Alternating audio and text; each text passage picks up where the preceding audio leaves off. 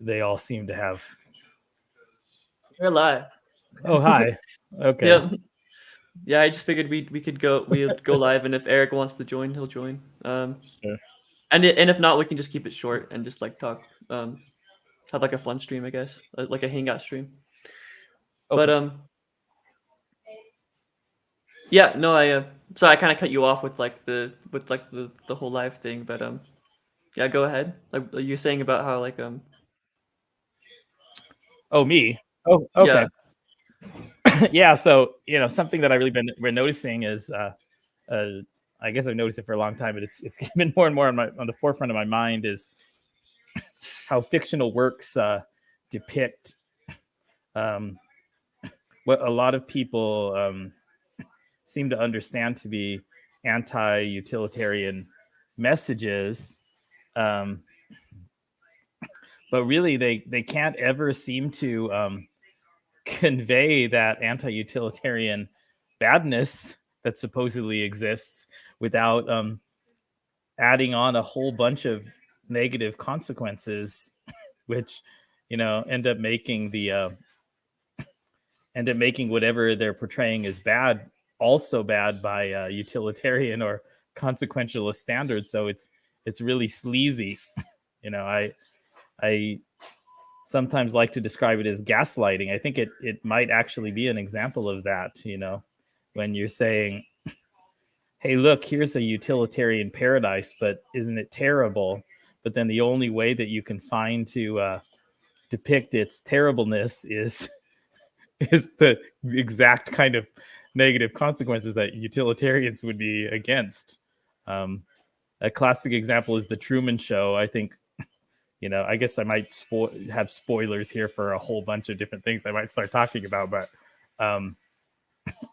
it seems like a lot of people interpret the message of the Truman Show to be, even if a perfectly happy, pleasant world free from harm and fear is created for you, it will still be a really bad thing if you don't have honesty and freedom. Something like that. If it's not true and you're not actually freely making choices determining your life, then it would still be bad, even if all the consequences were wonderful.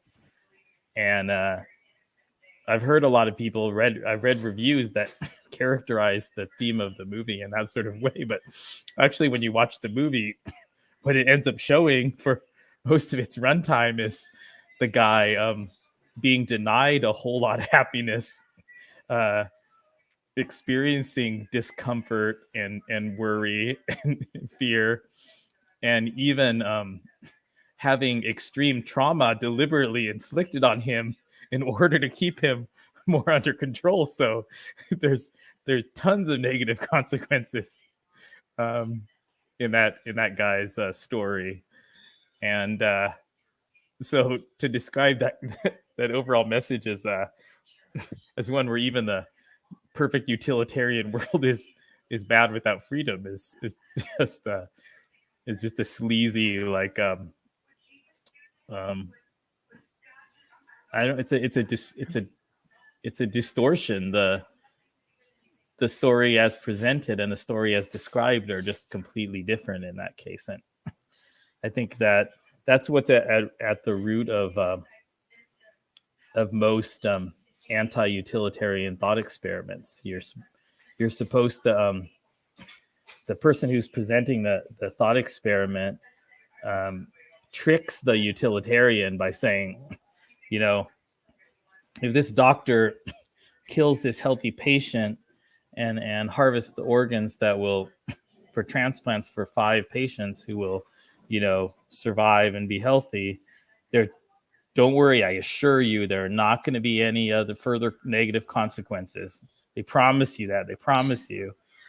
This is why I call it gaslighting, because then as soon as you say, well, okay, then in that case it would seem like it would be morally good for the doctor to transplant the organs from the healthy patient to 5 people who need life-saving transplants. Once you say that, then all of a sudden, all of the real world associations with negative consequences somehow start appearing again, right? Like, well, who would ever be willing to go to a hospital then? And what if the doctor got mad with power and started, started just killing people for fun, and and well, don't you know that transplant patients they don't always survive anyway, and these kind of things seem to these considerations of consequences seem to suddenly reappear after you've been promised that they're not supposed to exist in the thought experiment. And I think we've all had lots of experiences of that kind of thing happening over and over. And fiction is a major culprit. Yeah, I think so the two examples, I think, yeah, the Truman Show is like a perfect example of that. But uh, A Brave New World and uh, Death Note as well, I think. Okay, yeah, Yeah. that's very interesting. One of the thought experiments is that's really relevant to consequentialism is like the bandit that's going to has 10 hostages that he's going to kill unless you, the hero, choose one of them to kill yourself. And as long as you choose one, this is kind of like Sophie's Choice too. As long as you choose one of the hostages and you kill them, the bandit won't kill the other 9. Otherwise, he's going to kill all 10. So it doesn't even have the trolley problem structure where the one person who's going to die or the 5 people are going to die are different, right? The very one person that you would kill, they themselves will die anyway if you don't make a choice. So there's no person who you can save, right? There's only one person who you can choose who would die whichever choice you make, or you can let the bandit kill all 10. And so this comes up in fiction sometimes, right? Where like an insane kind of supervillain is trying to get the hero to make this kind of choice. And almost always what happens is that the hero makes the correct deontological choice of saying, I will not violate the the rights of anybody. I will not violate the rule against killing of an innocent. But then those stories never end with the criminal just killing all 10 people. And then the hero just walking home and saying, well, I made the right choice anyway because I'm a deontologist. The stories always end with some like unforeseen trick that, or some other hero appearing on the scene, or something going wrong with the villain's plans, where the hero makes the anti-utilitarian choice, but then the best utilitarian result ends up happening anyway. Right? Yeah. Like by Deus Ex Machina. And that's the kind of thing that we're up against when we're trying to advocate ethical consequentialism, is this kind of bullshit. That's true. I've never thought of that before, like how much movies are just so pro, like, or like so like anti-utilitarian. And then they use utilitarian considerations in order to make the anti-utilitarian choice and end up having been right all along. But it's actually a consequential, a pro consequentialist choice. As a hero, if you know that you're protected by plot armor or whatever, so that if you choose not to kill any one person, then all the people will miraculously be saved anyway, because there's a cosmic author who wants it to be that way. Then even consequentialism would say, don't kill one person to save 10, because you have this cosmic author who's going to make things work out perfectly anyway. But in reality, we don't have such a cosmic author. We're not living in a script. Yeah. So this could be like a bridge to like an interesting part of the conversation. So, um, like so it seems like at least to me it seems like a lot of people have like consequentialist in like intuitions, even if they might describe them as like deontological ones. But but as far but like utilitarian intuitions, probably not. I would say, and I think I've changed. I think Travis actually changed my view on this because I used to say that most people would have like utilitarian intuitions, but now I'm like, So well, I don't know if they would. I think that the two main parts of classical utilitarianism um, that stand out among general ethical consequentialism would be agent neutrality and then hedonism. So I wonder if you are talking about one of those or both of them, or agent neutrality. Like most people are not going to agree with the idea that a parent has no inherent greater moral reason to want their own child to have a toy that gives them pleasure versus the neighbor's child. And if the neighbor's child gets more pleasure from that toy, then the parent should buy that toy for the neighbor's child before they buy it for their own child. Most people don't have that intuition, have the opposite intuition very, very strongly. So that could be one thing, that sort of violation of agent independence or agent neutrality. And then the hedonism part, yeah, most people, I don't know whether most people think that there are all sorts of good experiences in life that are not pleasure or not happiness, but that are either better than pleasure and happiness, or something else that it's good to have, even if it doesn't give you pleasure or happiness. Um, so which kind of one are you talking about? Um, Or something well, else? so you did. So the two main ones that I'm would be so you did kind of mention where it's like why should I be tortured to like increase like the well-being of some like other universe I've never heard of or something like that. Oh, okay. um or like Right. why like like if somebody got just like so much pleasure from like torturing somebody, like why like that seems like not like intuitive to most people, like it's like the whole like reproductio or whatever. Yeah. Oh, the rapists who experience more total pleasure than their victim experiences suffering and Yeah, harm. stuff like that. Like that doesn't seem Oh, very intuitive to most people. yeah. I mean, I think there's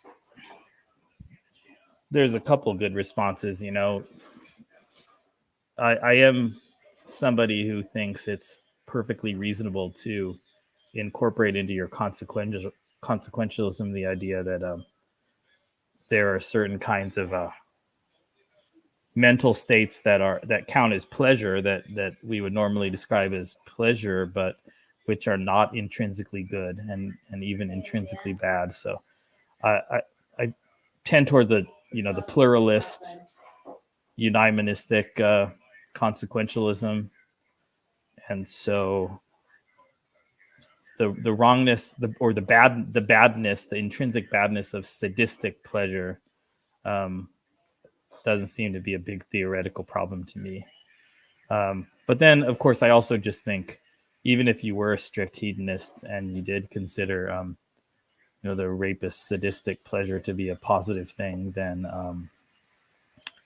it would still be just overwhelmingly factually untrue that such people get get greater pleasure when you include the long term than their victims experience suffering.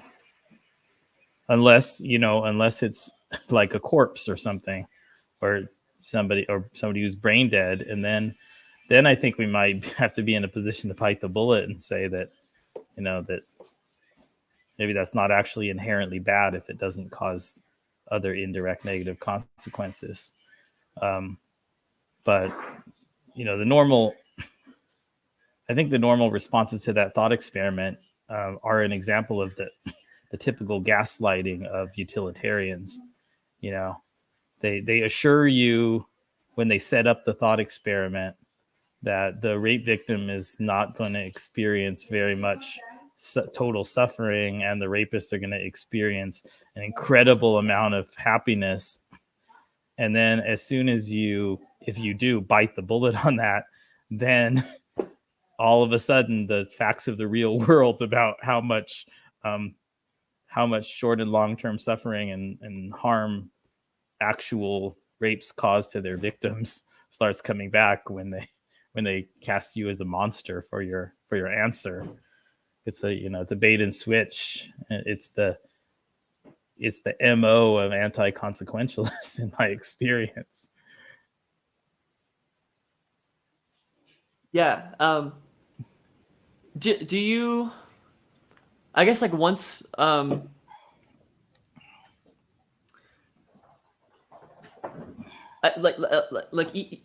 people, I feel like people aren't don't have like utilitarian intuitions, but even after, like, they reflect, like, I think a lot of them do, like, tend to move towards utilitarianism, but, like, I'm wondering, like, how many of them would.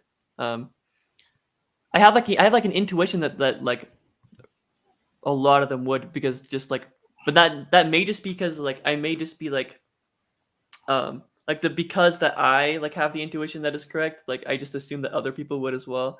So there could just be, like, some bias there. But yeah, I'm wondering about that.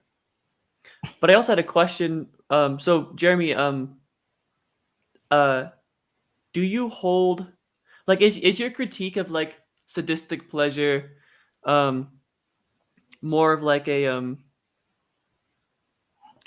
sort of like a practical one, or do you view it as like a different like mind experience? Different mind experience. Well, I guess Like, yeah. different from other pleasure. I would say Yeah. I don't have a unitary view of pleasure. I have a highly pluralistic view of pleasure. I find it hard to understand people who at least write it as if they understand pleasure as unitary kind of phenomenon. To me, it's an umbrella term for many extremely different experiences. So the experience of, like, having my muscles be sore after exercise and then sinking into a hot bath is just extraordinarily different from eating some delicious spicy tacos. It's extremely different from, like, dancing with a beautiful woman. All of these things are extremely different. It's extremely different from enjoying reading my favorite poems. And so to call all of these pleasure is like to identifying them as having some, like, ethically relevant feature in common, but it's not at all like talking about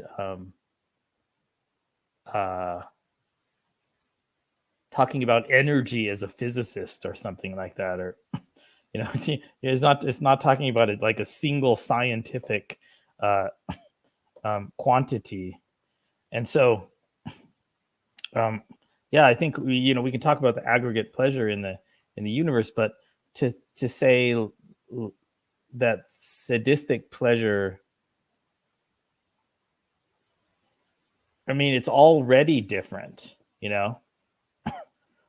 Whatever the phenomenology is of sexually violating someone and liking that fact is already different from this wide range of different phenomenology that get called pleasure. Pleasure is just a word in English that that characterizes what a lot of these things have in common. But it's not, there's, you know what I'm saying. There's not anything like incredibly special about my regarding that sort of sadistic pleasure as like phenomenologically different. Um, and so there's not that much of a leap for me to say that it can be intrinsically morally bad, and still be worth in natural language still be worth calling pleasure. Because why would we call it pleasure in natural language? Well, I guess because a lot of the like physiological, like endorphins and neurotransmitters and stuff have something in common with what's going on with these other kind of pleasure experienced by other people. But it's already phenomenologically different, so it's very easy for me to say that it could be intrinsically morally bad. And of course, there's not only going to be one kind of sadistic pleasure, just as the intrinsically good pleasure is like the cold drink on a hot day and listening to beautiful music are different from one another. Sadistic pleasure of raping somebody that those people have, is phenomenologically different from, the sadistic pleasure of a judge who's sentencing someone he knows to be innocent or something like that, right? Those are going to feel really different.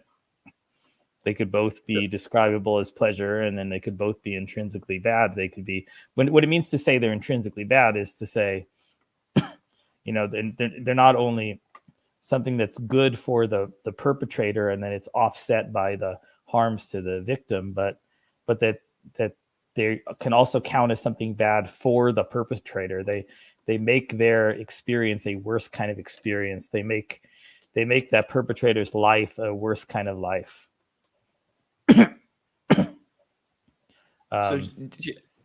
Okay, yeah.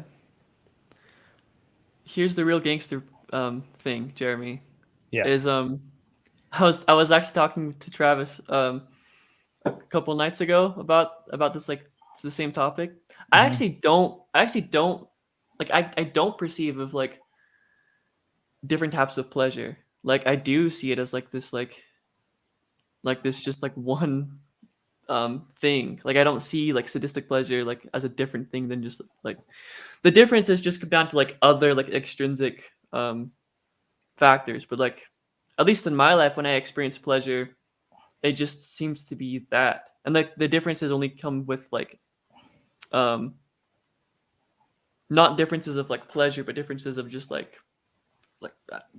texture of my food or something like that, or like maybe added like just other added consequences outside of pleasure.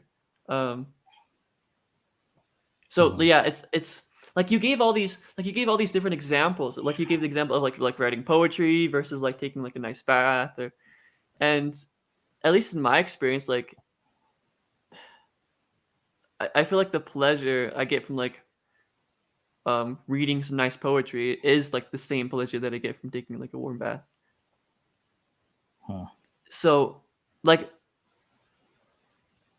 I guess I can perceive of the possibility of there being different pleasures. It's just hard for me to like actually perceive of that, like the experience of Interesting. I'm trying to think of an analogy right now to test what exactly you're saying, apart from what I'm saying. An analogy in some other domain where there's a distinction between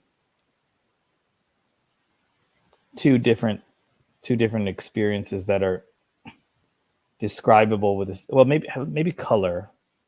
So okay, yeah, that's a really good example. So I perceive redness, and then I perceive blueness, and then both of those are reasonably described by this umbrella term color or hue or something like that, right? But I don't perceive redness, and then redness causes me to perceive this thing color, and then also perceiving blueness causes me to perceive this other thing, color, and then that thing, color, is a separate thing that I'm perceiving the same substance, color, when I'm perceiving the red or when I'm perceiving the blue. That seems really a really strange way to describe what color means, right? Does that seem strange to you too, or do you think that that you are perceiving something called color that's caused by your perception of red or your perception of blue?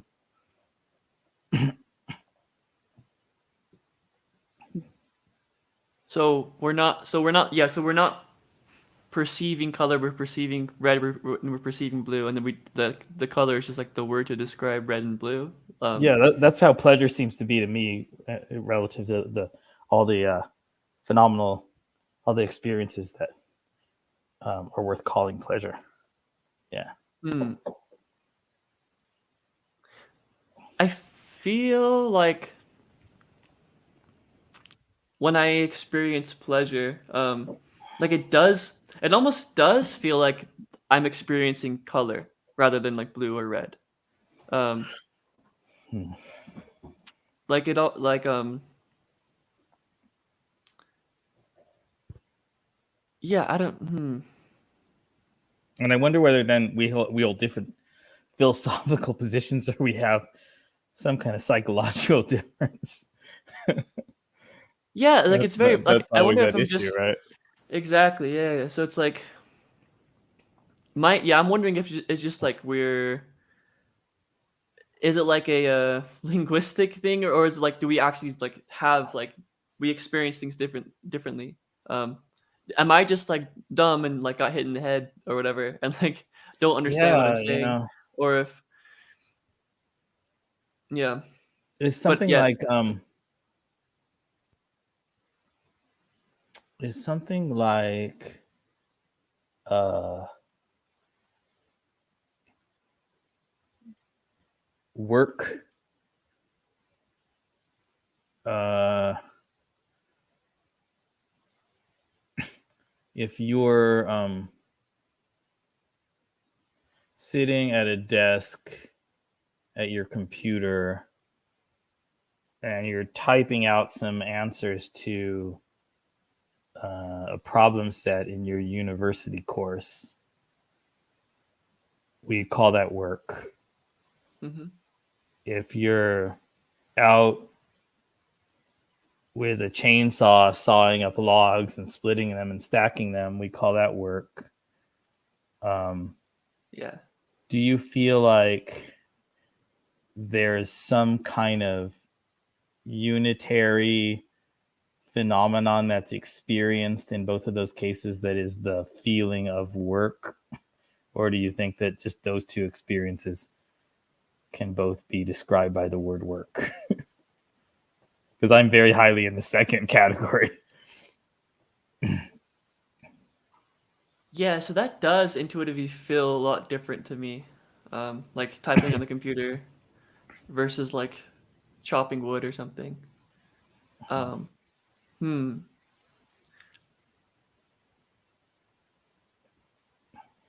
Yeah, interesting. Yeah, I do have that very like linguistic concept of pleasure as just a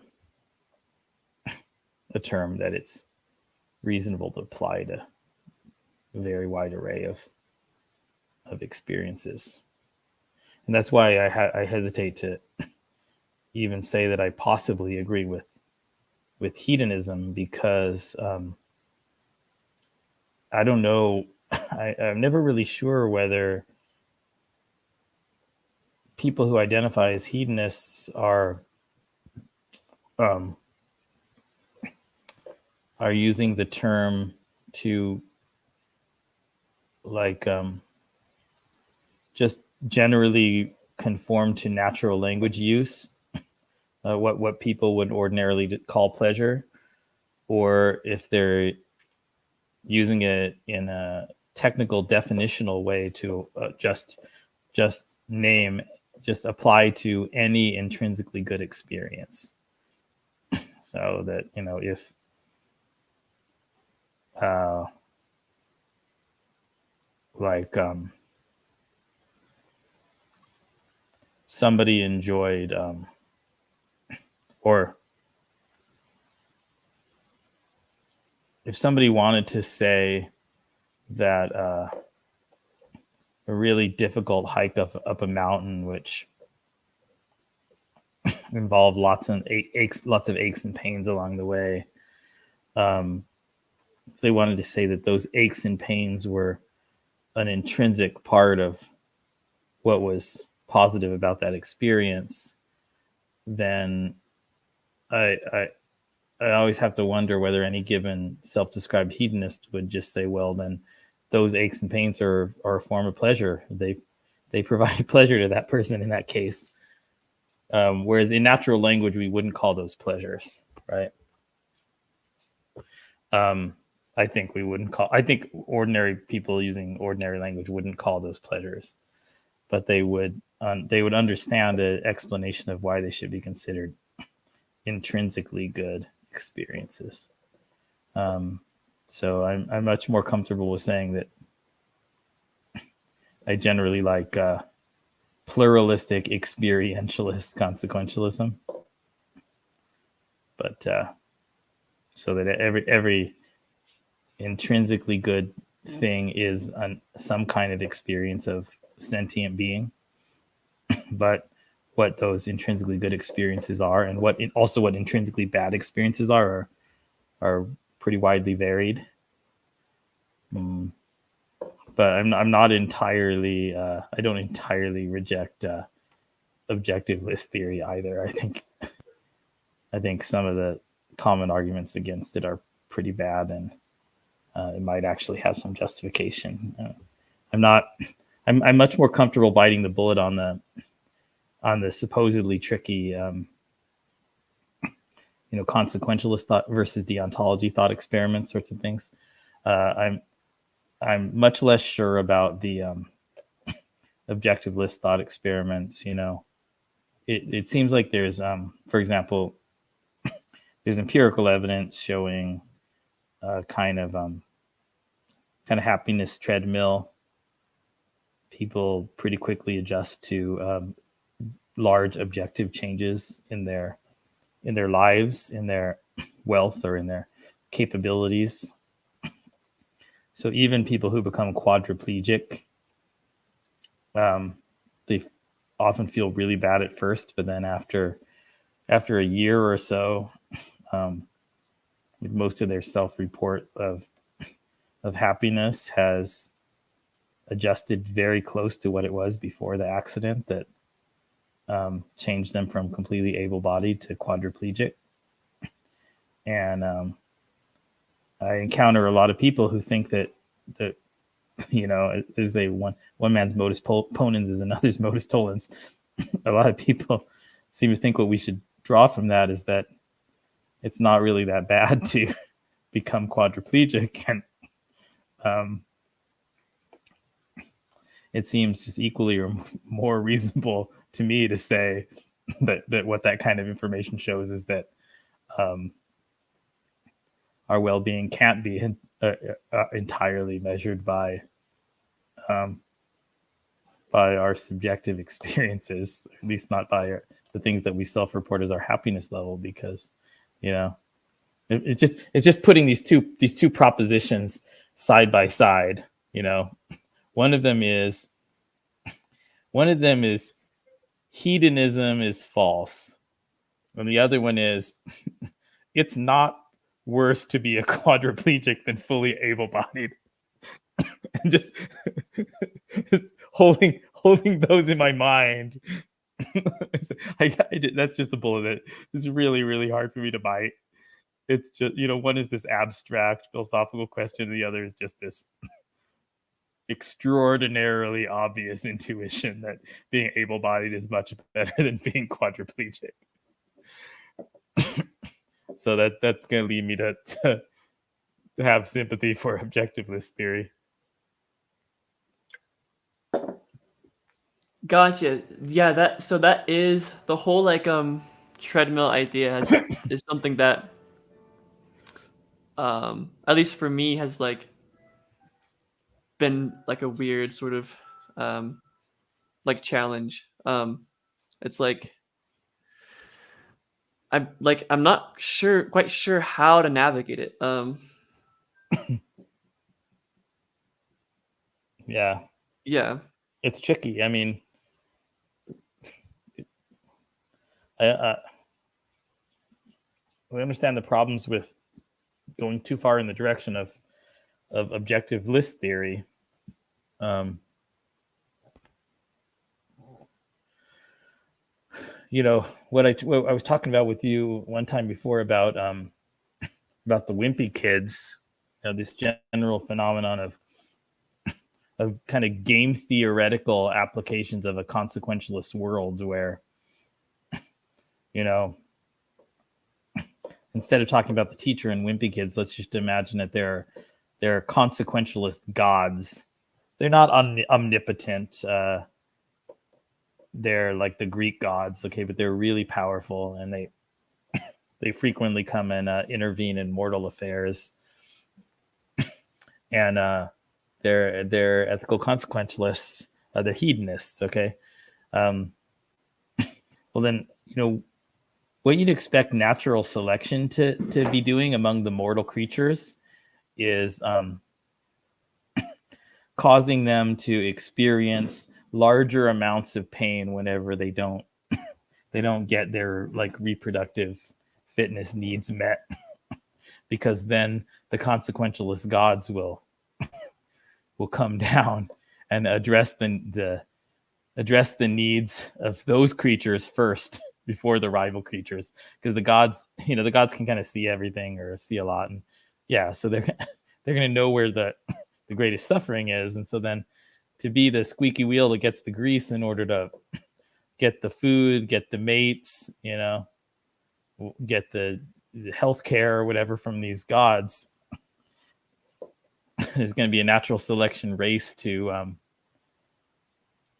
make frustration of your objective goals just subjectively feel a lot worse.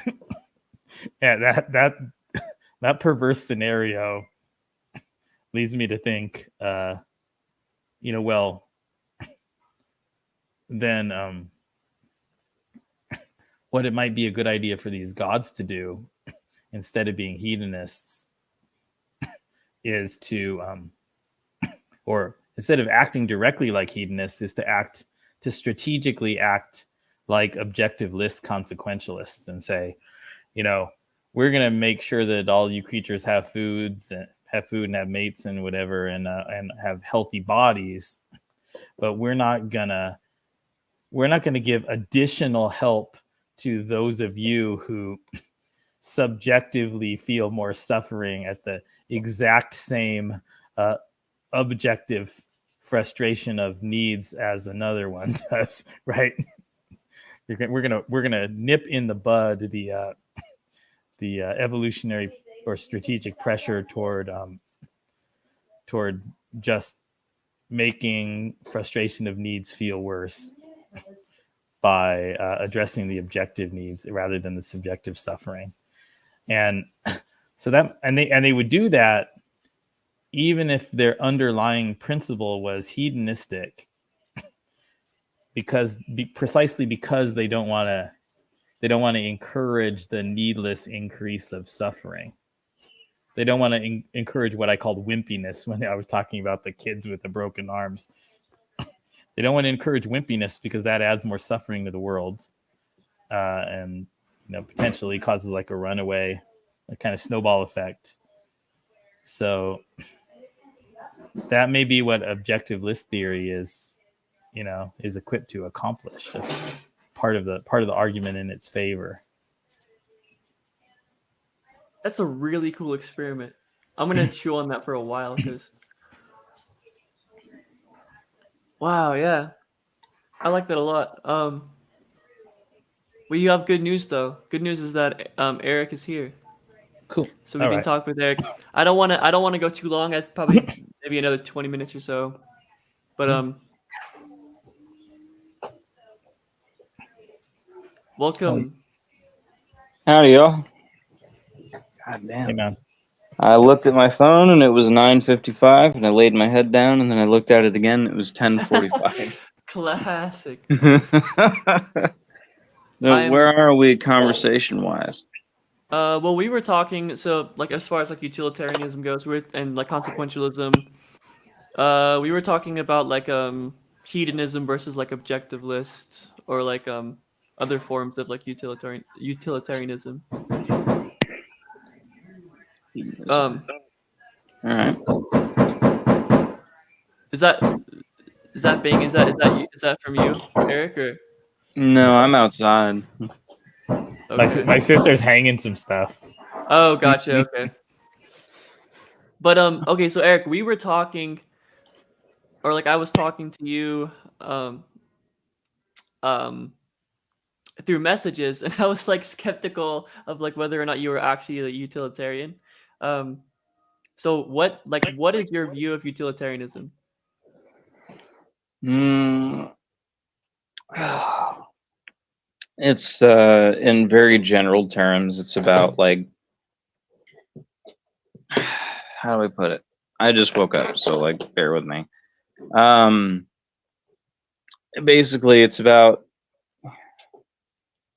putting through like enacting, to make it simple, enacting like policies for the betterment of most people, doing what would hurt the least amount of people, even at the expense of the smallest amount of people. It's generally like doing what's best for the most people. That's usually how I look at it.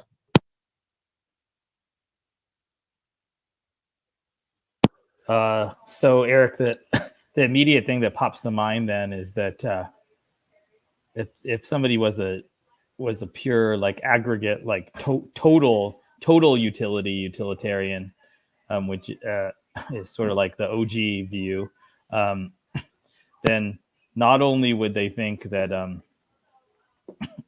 it would be good to improve the conditions of a large amount of people at cost to a small amount of people, but they would also think that it would be good to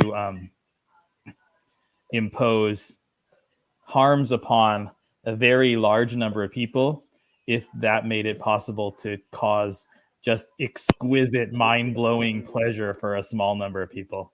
So, what's your response to that? Well, generally, my advocacy is around the majority. If like since we live in a somewhat class system, if a small number of people, like wealthy people, could experience like the world's most mind-blowing orgasm if they were able to kill a bunch of poor people, it wouldn't really change my mind about letting them do it. It's like it's the reason why I'm behind like a public healthcare option.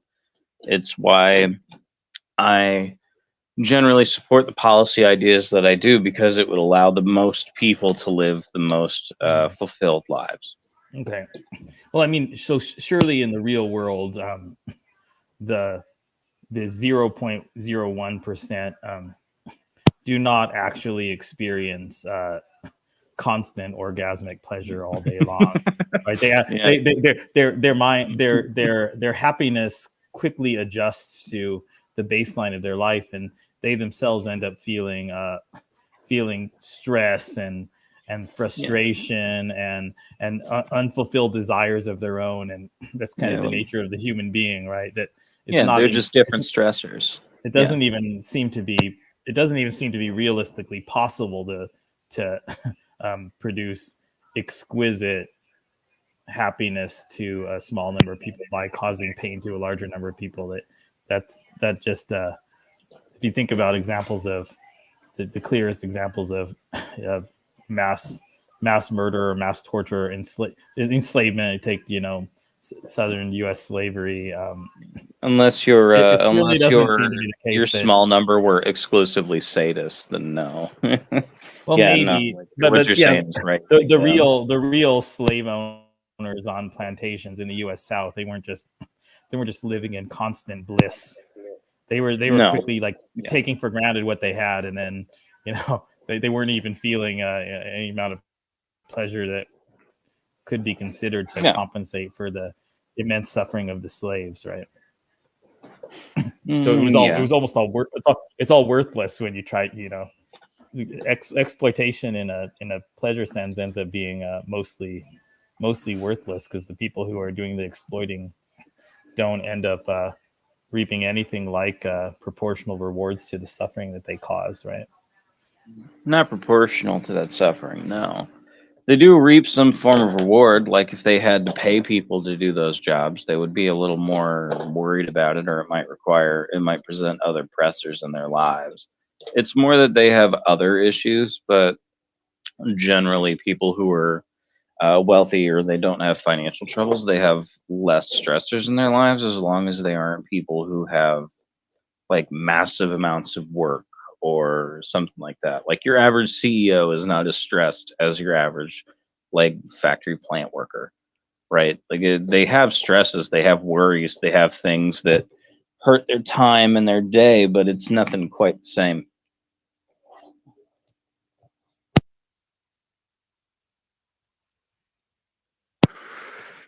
There are some people that have less stressful lives by virtue of the fact that they have more, and there are some people that have more stressful lives by that virtue, but that number's outweighed generally, at least as far as I can see it.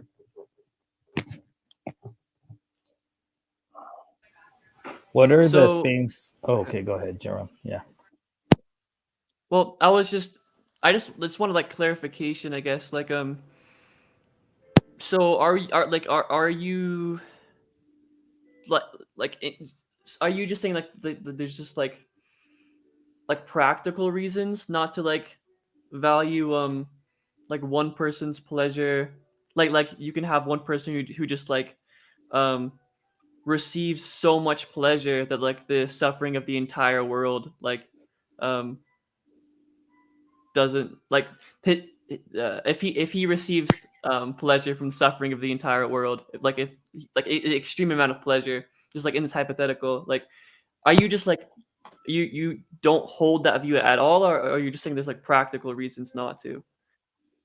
Generally, I don't hold that view. Like in my head when you said that, like I went, "Oh, so you mean like Rush Limbaugh?" Like, um, I don't think that any one person's pleasure should be held against the majority of people's. If everybody can be, if like, if you could ensure that 10 people could live like more fulfilled lives or easier lives that would eventually lead them to have less stressful, more enjoyable lives at the expense of one person, then I would side with those 10 people every time.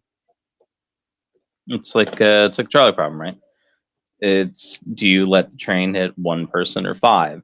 Generally speaking, I always go with the one. There are some very specific situations where that problem can be altered, where I would go with one, but that's purely for selfish reasons, like it's a family member or someone I care about. Eric, what if the one who could experience the increase starts out in a lower position than the 10? So what if you have a choice between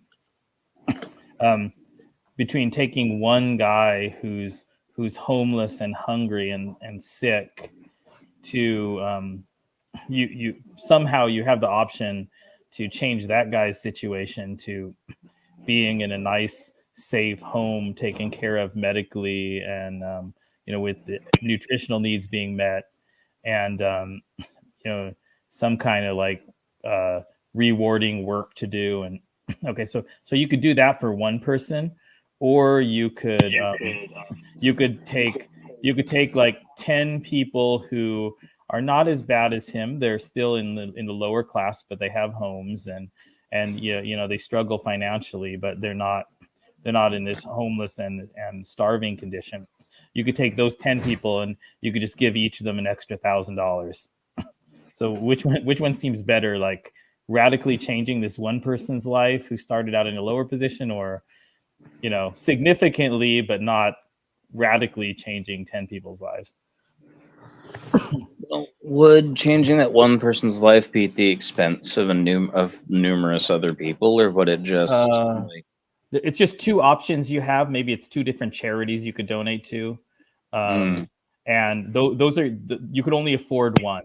So you're not making anybody worse off in either case, but there's only one way that you can make the world better, and it's either this kind of mild to moderate improvement to 10 people's lives, or it's this like dramatic improvement to this one person who started off at the very, very bottom. Well, if it's only at the expense to me, if 10 people could be okay and that one person could be just absolutely destitute and I had to choose between them, usually I would try to help pull somebody out of abject poverty, but that would be my choice. If at the end of the day it would be shown that like it would be at the expense of more than just me, then I would always go in the way of those 10 people, just because at the end of the day it would be more helpful to have more people live better lives. But if it's just me, I would, in those 10 people already have homes, they just have somewhat stressful lives, but that person is like destitute and homeless, then I would try to help that person. But that's a personal charity that is a little different in my mind. Dude.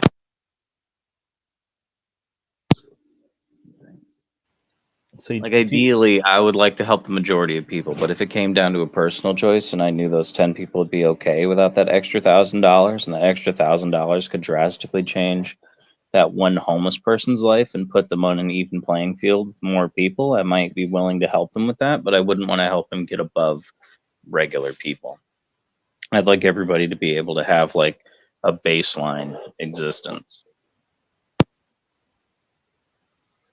with respect to utilitarianism, do you think that that very different moral rules apply to how an institution like a government or some kind of civil service should make policy decisions versus how individuals should spend, donate their money or their time?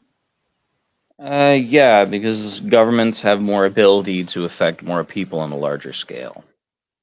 So a government has a bigger obligation to help like the vast majority of people who are in extremely negative situations. But if it's just one person with a limited ability to help people, it's better to try to help the most worst off people, in my mind, because they don't have the same ability, the same type of fund allocation, the kind of the programs that you could use for outreach to help the widest number of people.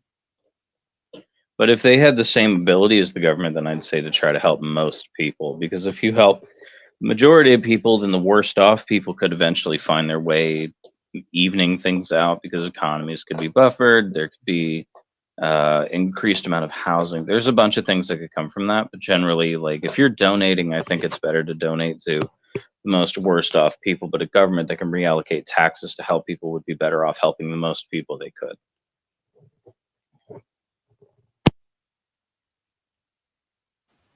Okay, so you generally be in favor of effective altruism from just extremely wealthy people, billionaires who are willing to donate. You would say they shouldn't be donating to the local symphony and some program that's going to teach kids to in the inner city to do art or something like that. But they should be donating to actually stop hunger and alleviate natural disasters and eradicate malaria and stuff like that. But I think it's important to do both, but if I had to choose one, then yeah.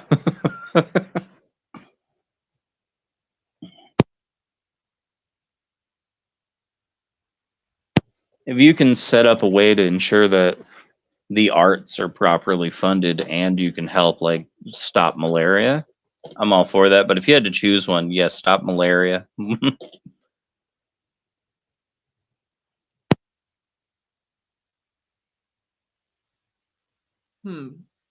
So, oh, there goes Travis. I guess Travis was Travis didn't even speak once. He's just hanging out. But all right, well, bye Travis. So Eric, how do I want to phrase this? So So what, by helping the one person rather than the 10, do you view that as a good thing? Because it has like better consequences for like society. Like, so if if helping like one person over 10 like drastically increased that one person's well-being, um but didn't um drastically increase like societies. I don't know if I'm phrasing that correctly, but yeah, it just is your value just like we just take everybody in society and like have that and just like take the average. Like do you just care about like increasing the average utility? Yeah, I'd say so. Trying to make sure that everyone can live like a baseline dignified existence is something that's very important to me. I don't think that we should have like the abject suffering we do based on like uh uncontrollable circumstances of birth or things like that in your life. Okay, so you could be an average utilitarian, although it's not a very Mhm. popular view. So it is kind of like a lot of utilitarians are kind of would say like LOL cringe to that. So Maybe. we could and I'm saying that as someone who used to be an average utilitarian. So I guess like me and Jeremy could like go through a couple of like reductios on Yeah. that and see if you I actually just hold it. I just want to say something first, since I know that Eric has, socialist and uh, and economic egalitarian positions. It's very crucial that when we're talking about whether the utility that we care about, um, is an average or a total, or whether having utility be spread out equally is intrinsically valuable. And it's important that we don't confuse it with something like wealth or money or commodities, or objective necessities of life, because those things have diminishing marginal utility. Money has diminishing marginal utility, meaning it's a given amount of money is more valuable to you the poorer you are. Yeah. This poor people spend it on things that satisfy more important needs and more basic issues of well-being. So the redistribution of money, if it didn't cause any other negative side effects, would be expected to increase well-being because of the diminishing marginal utility of money. But utility, by definition, does not have diminishing marginal utility, because utility just is utility. So the utility line is just the x equals y line. It doesn't have diminishing marginal utility. So when we're talking about caring about total utility in the world and not distribution of utility, it's very different from talking about whether we care about total wealth in the world versus the distribution of wealth. You can very easily favor the redistribution of wealth from the top to the bottom, while at the same time favor raw maximization of utility, because there's a very strong argument that the downward redistribution of wealth increases total utility. So being a total utilitarian is highly compatible with having a kind of social democratic or socialist attitude towards wealth distribution. So I just wanted to make sure that you're clear on that, is that when we're talking about aggregate utility, we're not talking about maximizing the total number of dollars that people have in the bank or something, because that's a very different kind of thing. It feels to me that they intersect, especially in a capitalist society, because at the end of the day, if you don't have enough money, you have a lot more stress in your life. You have to worry about whether or not you should actually go to the hospital when you get hurt. You have to Right. worry about Right. like if you have enough food to eat, if you have a way to pay your bills, if you have to spend 8 hours or 16 hours at work. So that That's what I'm generally saying. That's what I'm intersects a saying. lot. Yeah. That's Okay. exactly what I'm saying. I'm saying that when we say if we were to say something like society would as consequentialists or as utilitarians, if we were to say society would be better off if the happiest 1% of people became twice as happy, that's not the same kind of thing as saying, society would be much better off if the wealthiest 1% of people doubled their wealth. Because the amount of happiness that would be expected to be added to the world by the 1% of wealthiest people doubling their wealth is really not that much. And that's a and diminishing return because yeah, after a certain amount of wealth, it starts to come back down. yeah, There and is a much certain point where having money starts to have the opposite effect of like increasing exactly.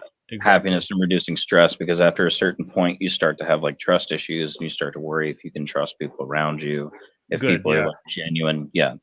That's why talking about disproportionate happiness or well-being increase is very different from talking about disproportionate wealth increase. The happiest 1% of people is not the same as the wealthiest 1% of people, and some kind of change that would double the happiness of the happiest 1% is going to be a much better thing for the world. Generally, I look at it from the lens of like fulfillment.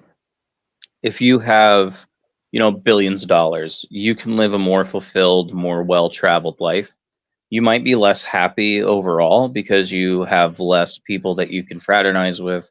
You have less people that you can identify with, because once you have a certain amount of money, you no longer find it all that easy to identify with people in lower classes usually. So you end up rubbing shoulders with other people who are at the same level you are, and it just kind of ends up in a spiral. But there is a certain point where having more money kind of helps things. Like for me, I don't really strive to be rich. I just want to be comfortable. I want to be able to order a cab and not have to do math and make sure that I can pay my rent at the end of the month. But I'm not looking to have like $1 billion, because I feel like that would be a detriment on my life and on other people's lives as a whole. There's Okay, so there you is a certain point, understand the distinction that I'm making here, that we're when we're talking about utility, we're not talking about wealth. So if we were to say not something like, intrinsically, yeah. no, it's very different, because if somebody were to say adding $1 billion to the US would be the same amount, would do the same amount of good regardless of who you gave that $1 billion to, then that would be a crazy thing to say. That's obviously untrue, because it would obviously be better if you gave it to people at the lower end of the distribution, right? Yeah. However, if you were to take $1 billion and give it to, right, for 10 or 20% of people, that could have a lot more impact than giving it to like one person up there. yes. So if a utilitarian says the amount that the world will be made better by increasing it by 1 billion units of utility, 1 billion units of happiness, regardless of who that happiness is given to. Okay, that is probably true. And so I just want to make sure that you understand that that's an incredibly different statement from the statement about money. The statement about that it doesn't matter where the $1 billion would be allocated is obviously false, and the statement that it doesn't matter to how much the world has improved where that 1 billion units of happiness got allocated is a very, very highly plausible, right? Yeah, because money is not directly translated into happiness. Like, after a certain point, it's associated negatively. Yeah. I hope I didn't distract you too much, Jerome. But a lot of people seem to make that mistake when you're talking about A lot of people who've never actually interacted with or looked into the psychological well-being of people who are at the very top of the economic structure seem to think that generally they're like the happiest people on earth, when generally speaking, happiness is a very specific type of thing, and there's a lot of factors that go into it. So I don't generally look at people's happiness so much as I look at their general well-being. So like rich per like if I look at things in the way that I deem them to be objective in my mind, and they might not be, but if I the way that I see it is like when I look at metrics that money would impact, it'd be like people's stresses about making sure they have somewhere to live, like shelter, medicine, food, various things like that. And once you hit a certain point, you have more than enough wealth to actually do that, and then you start to exceed that point, and then you start to have negative impacts on your happiness. Less social interaction, less people you can be social with. It starts to create social isolation. So there is a certain point where money stops being all that important, and then social isolation starts to be a big problem. Like I'm sure Jay-Z doesn't have half as many friends as he did before he was a billionaire, you know? Like it's yeah, there is a point where wealth stops being super important to the conversation, and then you can just look at social utils and look at it from there. As long as I'm understanding what you're saying right, that sounds kind of like where you're going. Like money isn't everything in the conversation when it comes to utility.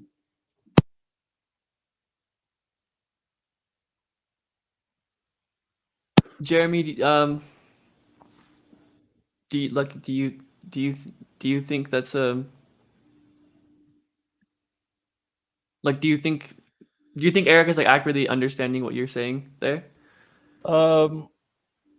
It's getting pretty much there. I mean, the key thing is just to forestall the very confused criticism of an aggregate utilitarian by thinking that they're talking about money or some other commodity that causes positive utility rather than the positive utility itself. Yeah. I think a lot of people, even if they haven't studied economics and they don't explicitly know the term diminishing marginal utility, they intuitively understand the concept that things which cause well-being cause more well-being the more needy somebody is usually.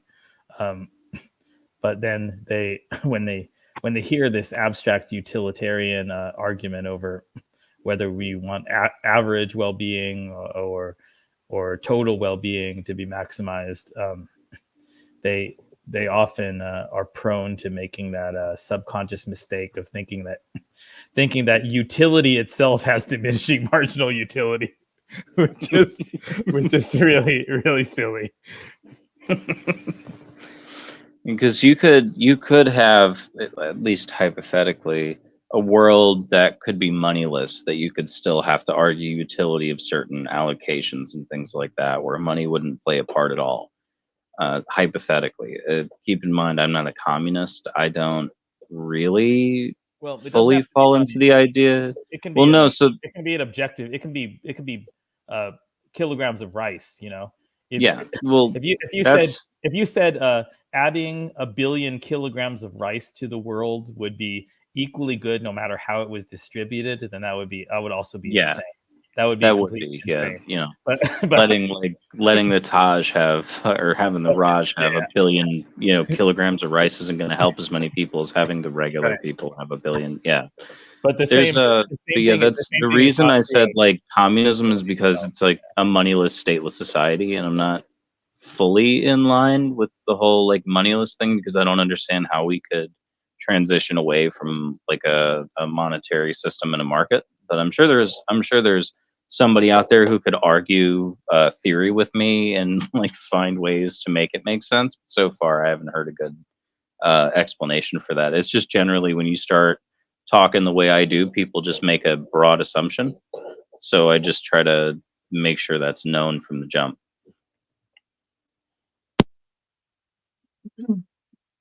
Sure, yeah. So yeah, so Isaac in the chat here had a couple of different questions, but I wanted to bring this one up because we were just talking about it. Talking about communism. I see his So yeah, comment on the screen there. yeah, I Let's just see. shared it. Yeah. It So could be. It's not. It doesn't necessitate that it would be more utilitarian, but to my mind, it seems that it would be, because there's not, in an ideal communist society, there wouldn't be like one person who finds a way to game a system and then end up on top of everybody. The point of communism is communal. It's everybody works together, each according to his means, or what is it? It's each according to his means is each according to his needs, something like that. I can't ever remember how you're supposed to say that quote, like how the words go, yeah, but same. generally, I yeah. get it mixed up all the time. Yeah. Yeah, it's like the idea is that people who are infirm or mentally incapable, people who can't properly care for themselves, can still be cared for by the society at large, to the lighter detriment of the people around them. It's like medieval times, right? When you watch a movie that takes place in medieval times, there's always like the village idiot. But the idea of a village idiot was like a guy who didn't have the mental faculty to like work on farms or help people out. The village as a whole would come together to make sure that guy had like a roof and food, and made sure that he was taken care of, despite the fact that he couldn't really help with much. There was ideas like that that would just try to keep everybody like alive, and that would generally be like a representation of how communism would ideally work to make sure that everyone is as taken care of as they could be, despite like the machinations of the people above. Of course, medieval times were not anywhere near communist; they were a monarchist society. But that's just like a very minor example from those times that I like to use because it makes sense to me.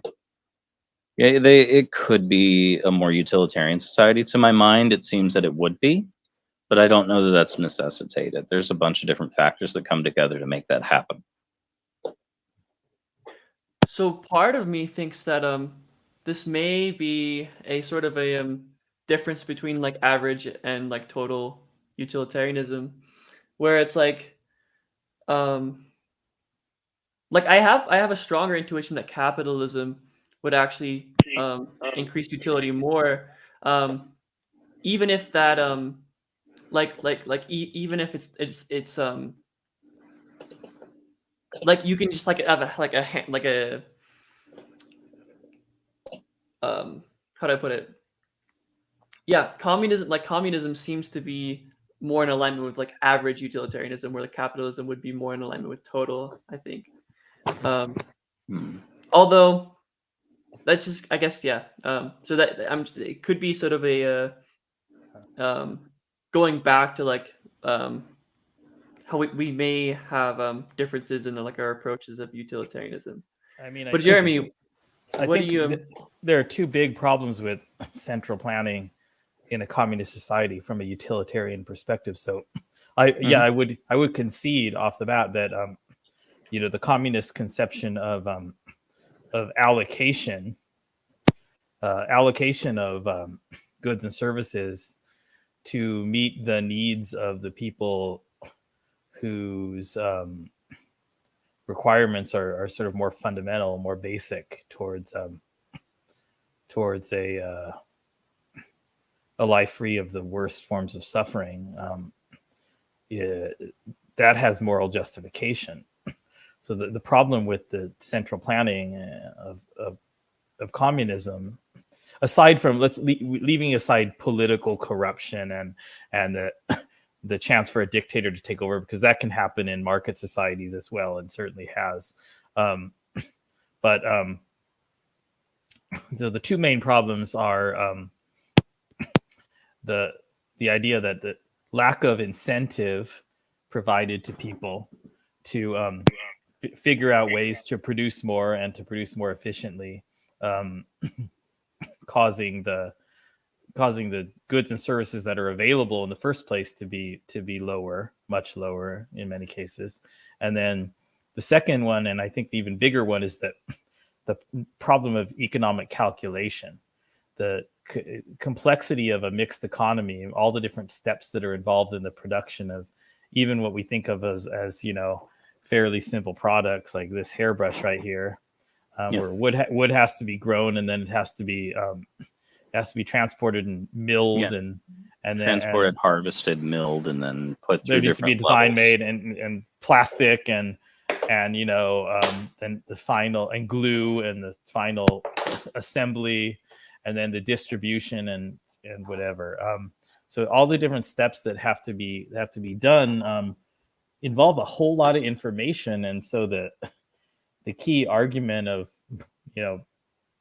economics about the importance of markets is that that prices, which fluctuate in response to supply and demand, provide incredibly important information that coordinates these complex production and distribution processes. And the central planning of a communist state essentially censors, gags this very vital information, and it causes massive coordination problems, leading to there being less to distribute. So that, that's where I come from, as a utilitarian, in favor of markets. And that's why the social democratic countries, that say Americans on the left will point to, they're mostly focusing the socialism aspect on the distribution, but they're allowing market pricing to do the majority of the coordination of production. So they're essentially market societies, which is why they remain wealthy and have the large number of goods and services to then reallocate to from social democracy. It seems to be the next step is market socialism. That's part of the reason that socialism is more appealing to me, is that it could just be because I don't know enough about like broader communist economic theory to understand how they would explain for that. But generally, socialism still seems to me a better option because it's somewhere in the middle. There's still like commodities, there's still like markets, there's still like ways to ensure that things get made on wider distribution chains that would probably break down in a completely communist society. But there's still altruism. There's still making sure that redistribution happens, making sure that people can live dignified, somewhat comfortable lives, but the products still get made and spread around, things like that. Socialism is a more attainable ideal, and that's probably in large part why I'm more receptive to it. Communism is something that, in my mind, it sounds like a cool idea. It sounds like, going back to like communal living and allowing people to work together in communities to take care of each other. That sounds great, but it also sounds like you would have to necessitate an anarchist kind of state, and that's something that just doesn't seem like it would really work to me, not at least in the way that people have gotten used to living. So I don't know that you could actually go towards communism without a reduction in the quality of people's lives, whereas you could achieve a socialist kind of framework without completely decimating people's general what's the word for that, like quality of life. So I don't want to get derailed into an argument for and like a whole like theory argument capitalism, but when I try to explain the plausibility of anarcho-capitalism, one of the first things I like to mention is the sort of proto versions that exist today, and it seems to me provably do a much better job than state laws, especially criminal laws. And a key example is car insurance companies. Their role in actually governing safe driving behavior or safer driving behavior is much larger than the role of actually the police and the courts. And the way that they operate is vastly more efficient than the police and the courts. It effectively enforces good behavior, and companies are able to resolve disputes through negotiations with one another when the two parties have different insurance companies, in a way that's just orders of magnitude more efficient than the police and courts, which, in order to resolve a traffic altercation via the police and courts, you'd have to, arrest and book somebody. You'd probably throw off their entire life. The court system can ruin lives, and it's enormously expensive. So the anarcho-capitalism can be seen as just this logical extension of the utilitarian efficiency of services that work to incentivize good behavior in the same sort of way that auto insurance does. Well, insurance companies can too. Like if you're unlucky enough to end up in, say like you live in Texas. If you live outside of a military base, there's a non-zero chance that you'll end up in more than one pileup in the course of a couple of years, because there's a lot of soldiers that buy cars they can't handle and end up in crashes. Like outside of Fort Hood, there's pileups almost every day because of people buying cars they just can't handle, and then there's not a lot of requirement to actually show proficiency to get a driver's license. So like if you are unlucky enough to end up in that kind of area and end up in crashes enough, you'll end up on, was it SR22? That like unbelievably expensive car insurance that you can't get unless, or that you have to get if insurance companies won't cover you. And that can just make it so that you just can't afford to drive. And then you lose the ability to find jobs that aren't within walking distance of you or biking distance. And that can derail people's lives. That's like for me, the question wouldn't come down to like insurance companies. It would be, what are we doing to teach people to drive to try to ensure that they drive less dangerously? Because if you look at the way Germany teaches people how to drive, it's a lot more strict, and they have half as many traffic incidents and fatalities than we do. They have to learn how to drive forwards and backwards, rain, sleet, or snow, day and night. It takes like 6 months, but they have big stretches in Germany where there's no speed limit because they can just trust people to drive well enough that they can do it. On the anarcho-capitalist concept, Eric, what if we allowed insurance companies in the U.S. to only insure people who had successfully passed their own affiliated rigorous driver training program? I would argue that there'd be a profit incentive for insurance companies to not have people be proficient. Well, if that training, well, just like there's a wide variety of bread that people buy at different price points, there would be some incentive for people who can successfully pass such a program, prove that they're able to learn how to be incredibly safe drivers, to then be qualified for this exclusive insurance companies, what would be lower than typical rates, because they have a much lower expectation of their extremely well-trained drivers of being culpable in a collision. I'm not. If you can see me, it might look like I'm like laughing at you. I'm not. I just, in my head, I have like that line from that debate from the Libertarian Party going through my head, where the guy's like, "What's next? A license to own my own damn toaster?" And that shit always makes me laugh. I'm not like laughing at you or what you're saying. What you're saying does seem sound. It's just where my mind went.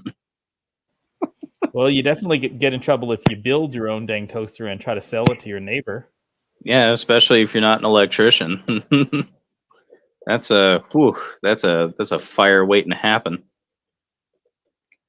I've seen some. I used to watch a show that was about like redneck engineering, where people would build like submarines in their backyards and stuff. And some of that shit seemed like it was just waiting to kill people. And they're like, "See, this is what people can do if they're left to their own devices." It's like, I don't know about that, man. I think there's some regulation for a reason. But My biggest issue with anarcho-capitalism has always been the idea of like, if you have anarcho-capitalism, you ideally, because of anarchism, you don't really have like an overarching government. There's less regulation, if any at all, and that would just end up hurting people in the end. People would be able to cut corners better. There'd be people Well, who run like find ways to monopolize certain things, and then they end up in too much so power, and they again, just become this is a unchallengeable. very basic misconception. There's not no regulation of behavior in an anarcho-capitalist society any more than there's no bread in our current society because it's not centrally produced and distributed by government. What there is in an anarcho-capitalist society is various regulating entities which people are free to contract with, and which, in the case of disputes, negotiate amongst each other in the way that insurance companies do currently. So that's not no regulation. If you try to be somebody without an agreement with any kind of a private enforcement organization, which itself would have an agreement with an arbitration organization that's like a private court system, if you don't have any agreement with anybody like that, then you're, you know, you're in a pretty bad situation, right? Probably there would be some charitable ones. There'll be some kind of like pro bono ones, but they'll provide like really basic, very bare bones service. So it's not no regulation. It's regulation that people are free to choose, which is not it's not a geographically defined monopoly like what our current nation states are. Well, the next question that always comes to mind is like, without government to have bodies that follow up on regulation, how is there any way to properly uniformly enforce it? Like regulations only really work because there are enforcing bodies that stop companies from doing things. The thing that usually comes to my mind is like, this kid did a science experiment that was just, how much sawdust can you put in a Rice Krispie treat before people notice? Like, it then becomes like, how much lead can I put in these sunglasses before people start to have immediate effects? Right. Like it's we're problems. departing very far from the stated theme of this conversation. Yeah, that's that's where like I have a lot of misgivings with anarcho-capitalism, but yeah, the original stated point of the conversation is utilitarianism. Why a utilitarian or ethical consequentialist might not be a communist. It's not primarily because we're objecting to the distribution ethic of stated by many communist thinkers. It's that we don't believe that sort of economic organization is feasible for producing a lot of well-being in a complex mixed economy. Yeah. Or not mixed economy, but complex division of labor economy. Yeah. Yeah. So, I mean, I would agree. So I do need to get going pretty soon. There's a lot that we didn't get to go through. I would have liked to, but one of these days I want to do like a utilitarian stream where like I just go through like my entire like argument for utilitarianism. I think that'd be cool. But yeah. So if I guess we would have been able to get to it if I had like actually set my alarms properly. Oh, dude, I do that. I do it all the time. I'm like, yeah, I'm like an infamous like napper. I closed my eyes and an hour went by. Exactly. Hey, Jerem, I got to ask you though, are you following the found feather thing in the vegan online vegan activism world? The found feather thing? No. With vegan, of course, Sky versus lifting vegan logic. I have not been following it. So there was some maybe original stream where lifting vegan logic, responded to. I don't know where the original concept came from or who it came from, but if you're just walking near your home and you find a feather on the path, of course dropped by a bird, and You just think it's pretty, so you take it home and like put it on your windowsill.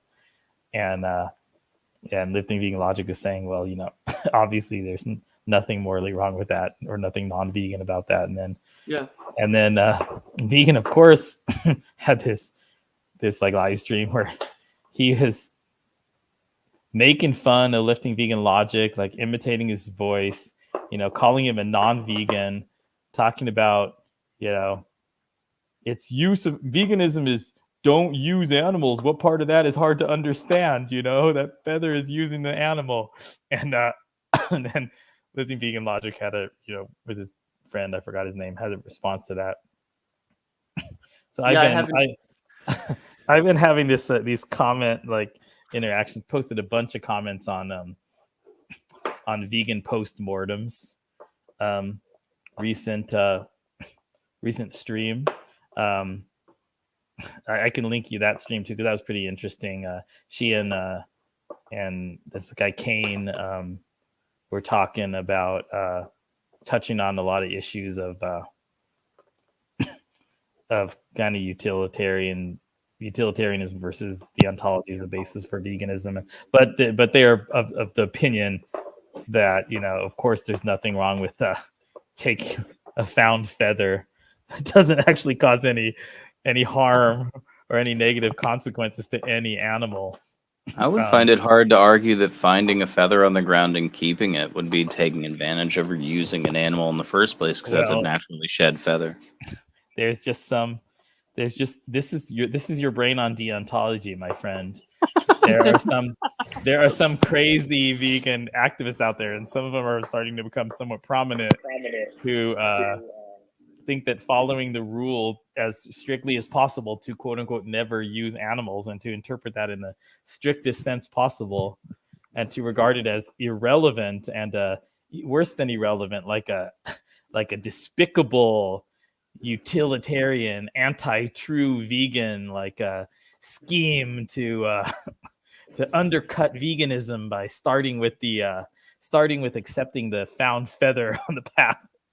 It sounds like a very Jehovah's Witness blood kind of argument to me. I unsubscribed from Vegan, of course, his channel. I just, there's some point at which you just you just jump the shark with your crazy deontology, and that's fucking crazy. But so I'm trying to convince Vegan Postmortem to like officially come over to the consequentialist or utilitarian side in her comments. And then also Carnism Debunked, George Martin. I wrote a long post. Maybe I'll link that to Jerem too.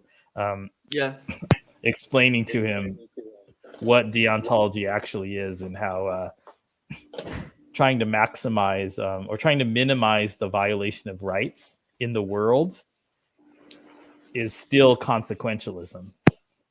Consequentialism over rights is still not deontology, not at all. And but you can just illustrate that with the bandit thought experiment, where the bandit is going to kill all 10 hostages unless the hero chooses one of them and kills one of them. So if the hero chooses not to kill one, following the deontological rule that I must never kill an innocent, then he's not only causing greater suffering and greater death and greater lost happiness for 10 people versus one, like the trolley problem, he's also causing 10 times as many rights violations. Yeah. Because the bandit, each of those murders by the bandit is a rights violation. So if your concern is to minimize rights violations in the world, then you should still think the hero ought to choose one of the hostages and kill them to save the other 9. So that explains the difference between actual deontology, where you say, I'm not going to violate this rule myself, and then the result is that 10 people are murdered instead of 1, versus consequentialism of minimizing rights violations, which I think is what a lot of these vegan activists, these prominent ones like Joey Carbstrong, and George Martin actually hold is consequentialism, where rights are one of the most important consequences that they care about. But that's not at all what deontology is. And an actual deontological viewpoint is like what Vegan, of course, was taking on it being wrong and non-vegan to pick up the found feather. Actual deontology is really fucking crazy. Yeah. Sorry, Jerome, that was long.